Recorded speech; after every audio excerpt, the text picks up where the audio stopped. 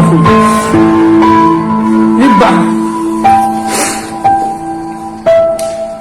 طالبان تمام جمهوری، کسانی که امروز با خلق همراه هستند، در کمک خلق هستند، هزار رحمت به شما.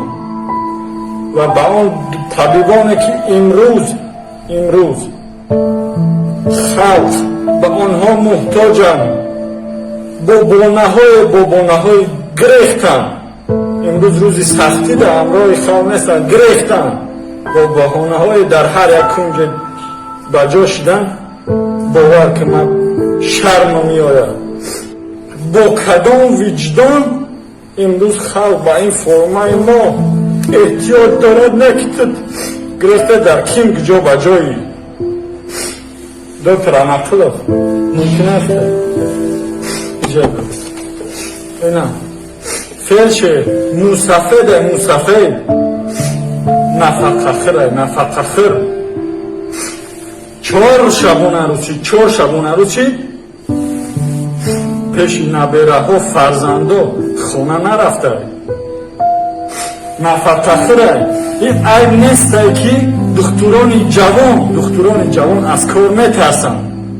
این عیب نیست. روزادار است، روزادار. ایمونیتت میگه پس باشه میگریزن. ایمونیتت این سفید پس نیسته. امروز در بر ما جوانان همین سفید چخته. 4 شبانه روز در 4 شبانه روز 8 ساعت خواب کرده. در 96 ساعت کاری 8 ساعت خواب کرده. همین کسکل همین اچکیت را بکش، همین مردم قهرمان خود شبا بینن، رنگ دیگرها بزیداری نگریزن. ما در خلق خدمت میکنیم انشاءالله با خواهش الله اهمی سختی ها اهمی چیز رو میرویم میریم.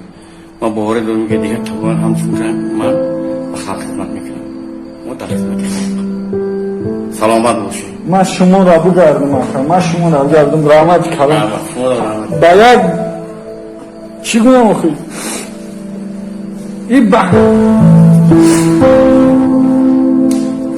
همه تینجی میشه و انشاءالله همه تینجی میشه. تو روزی دیگه میای من تو سوال میتونم در روزی سختی تو در کجا بودی؟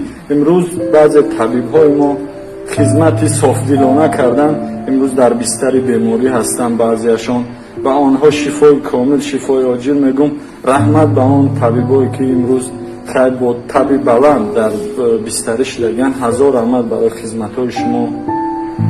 از خلق التماس میکنیم، خواهش میکنیم که در جای جمعیتی به نقاب نگردن. التماس میکنیم خدا نگهبانتون. ما با شما هر چند خبری که میتونیم از اون میرسه به شما خدمت میکنیم. ما شما را دوست میداریم مردم، ما شما را دوست میداریم. ما هم پدر داریم، مادر داریم، ما هم فرزند داریم.